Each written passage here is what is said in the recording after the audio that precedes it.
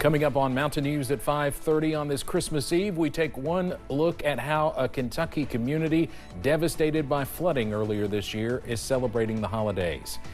And one East Tennessee family is still trying to process everything after losing their home in a fire. And in the world of weather, we are keeping an eye on Santa as he travels across the globe. Details coming up. Dedicated to southern and eastern Kentucky, this is WYMT Mountain News at 5:30. Good evening, I'm Steve Hensley. Today, a major update out of Washington, just 1 month after the ambush shooting of 2 National Guard members from West Virginia. The suspect in that case is now facing federal gun charges, and prosecutors are considering the death penalty. WYMT Washington correspondent Stephen Goen has the latest. Before coming to America, the suspect in this case worked with the U.S. government during the war in Afghanistan. Now the U.S. government prosecuting him. These were the chaotic moments in the nation's capital the day before Thanksgiving when authorities say a lone gunman ambushed 2 West Virginia National Guards members. 1 month later, the case is in a U.S. district court. The suspect, 29-year-old Afghan national Ramanella Lochinwal, now charged federally with transporting a firearm in interstate commerce with intent to commit an offense and transporting a stolen firearm in interstate commerce. In a statement, the U.S. Attorney for the District of Columbia indicated that officials are now working to determine if the death penalty is appropriate here. Lochinwal was already facing charges in D.C., including first-degree murder while armed, assault with intent to kill, and multiple firearm counts. Court documents allege he drove from Washington state with this firearm he purchased. The same weapon had been reported stolen 2 years earlier. Prosecutors say he then opened fire on the street the day before Thanksgiving, shooting 20-year-old Army Specialist Sarah Beckstrom in the head. She later died. 24-year-old Air Force Staff Sergeant Andrew Wolf was also shot in the head, but has since begun to recover. Both had been deployed to D.C. to support local law enforcement. The president has since deployed more National Guard soldiers here, and he's also expanded a travel ban to people from 39 countries in the wake of this shooting as he further cracks down on immigration. In Washington, I'm Stephen Goen. A powerful explosion at a Pennsylvania nursing home has killed at least 2 people and injured dozens. Crews are using drones and heavy machinery to search the splintered and charred remains of the facility in Bristol Township. Parts of the building collapsed from the force of the blast yesterday, triggering heavy smoke and flames. One fire marshal described a chaotic scene at the home about 20 miles outside of Philadelphia. First responders rescued people from stairwells and elevator shafts. It's been almost a week since the Justice Department's congressionally mandated deadline to drop the so-called Epstein files. 6 days later, and all documents have still not been released. WYMT Washington correspondent Emma Wolfhorst is in D.C. with an update. Where are we on the Epstein files? Well, the DOJ is asking for more time.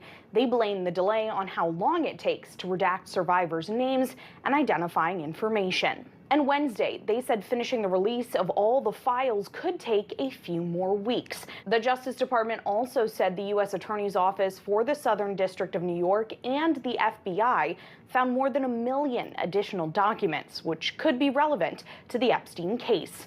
Of the files released so far, some do not appear to be properly redacted, while the DOJ is also facing criticism for redacting too much. And a bipartisan group of 12 senators is now asking the Inspector General to audit the Justice Department's compliance with the Epstein Files Transparency Act. Documents in the latest drop Tuesday seem to indicate President Donald Trump was friends with Jeffrey Epstein. In Washington, Emma Wolfhorst. A group of Democratic-led states have filed a lawsuit challenging a new Trump administration policy that seeks to bar transgender care for minors at federally funded hospitals. The lawsuit centers on a proposal announced by HHS Secretary Robert F. Kennedy Jr. last week. It targets hospitals that provide transgender medical care, such as puberty blockers, to minors by barring their participation in federal health programs like Medicare and Medicaid. Kennedy claimed the procedures fail to, quote, meet professionally recognized standards of care. The challengers claim this policy would violate the Administrative Procedure Act. A judge has ruled that the Trump administration cannot withhold millions of dollars in emergency preparation funds from states that have not proven their population counts. In October, the Federal Emergency Management Agency ordered states to provide updated population numbers and to account for deportations before they can get any FEMA grant money. The agency argued that some states may have been getting inflated payments because most of the grant money is distributed based on U.S. Census data. A group of 11 states sued. Well, it is Christmas Eve, and even if it doesn't feel like it, you may still need your rain jackets overnight. Meteorologist Eric Dean has our first look at the holiday forecast.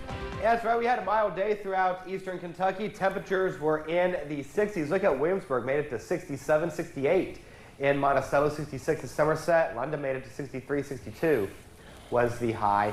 And Jackson, we're still seeing temperatures in the 60s right now. Look at London, 57 degrees, 63 in Manchester. Monticello, good evening to you. You're at 64, 62 in Pikeville. Prestonsburg is seeing a temperature of 61. Some places warmer as compared to yesterday. Some places by not much. Other places substantially warmer. Grundy, 6 degrees warmer, 4 degrees warmer in Whitesburg, 2 degrees warmer in Williamsburg.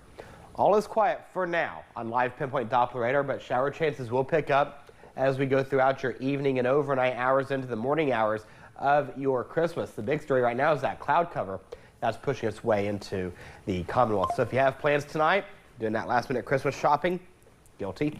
Make sure you have your First Alert weather app. You'll see temperatures in the upper 50s and low 60s with cloudy skies. Shower chances will pick up later on. I'll let you know exactly where Santa is coming up in the First Alert forecast in a few minutes. Steve. All right, Eric, thank you.